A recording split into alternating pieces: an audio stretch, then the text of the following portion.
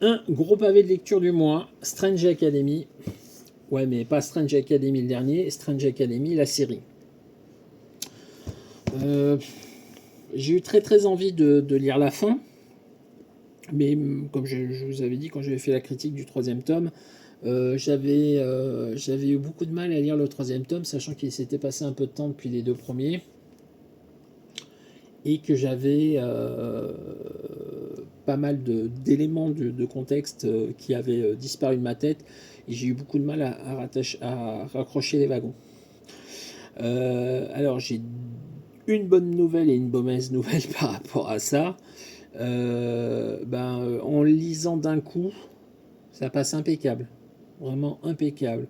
Il y a une continuité d'écriture. La partie graphique est très belle par Humberto Ramos. Hein. On montre un petit peu. Donc ça, c'est le genre de page qu'on peut avoir. Voilà.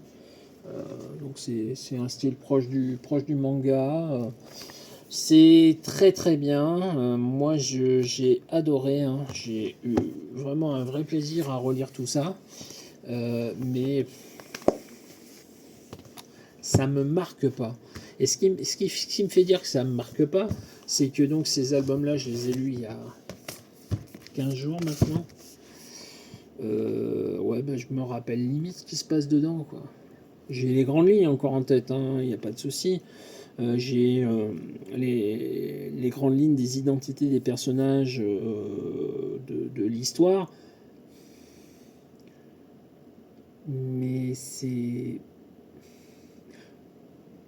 j'ai du mal à définir en fait ce que je ressens par rapport à cette histoire-là. C'est pas que je trouve ça inutile ou mauvais, c'est juste que c'est pas marquant. Ça m'a pas marqué.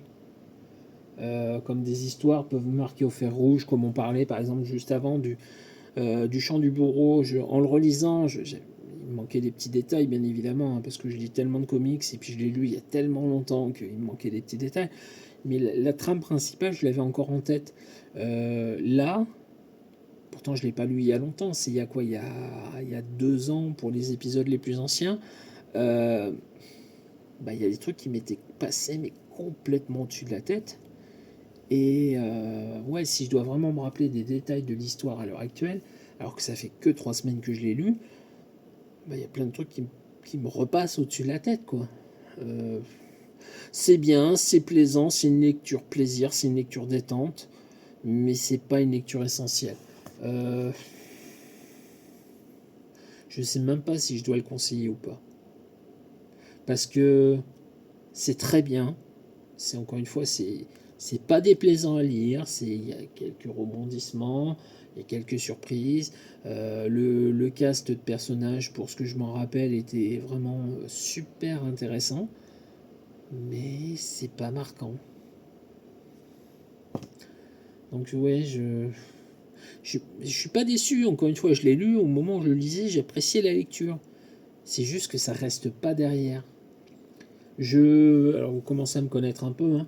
J'ai besoin, j'ai besoin de mettre du sens derrière. J'ai besoin de ramener ces histoires-là à ma personne, à mon histoire, à ma vision des choses, à ce que ça peut m'apporter ou à ce que ça peut me remettre en question par rapport à certaines idées, une certaine vision des choses que je peux avoir. Et bah là, rien quoi. Rien. Si je dois le relire demain, je le ferai avec grand plaisir, sans aucun problème. Et après l'avoir relu demain, je l'aurai sûrement encore réoublié dans 3 jours parce que c'est pas marquant. C'est pas mauvais, mais c'est pas. Voilà. Si vous aimez ce style d'histoire, si vous aimez Humberto Ramos, c'est très bien. Franchement, c'est très très bien.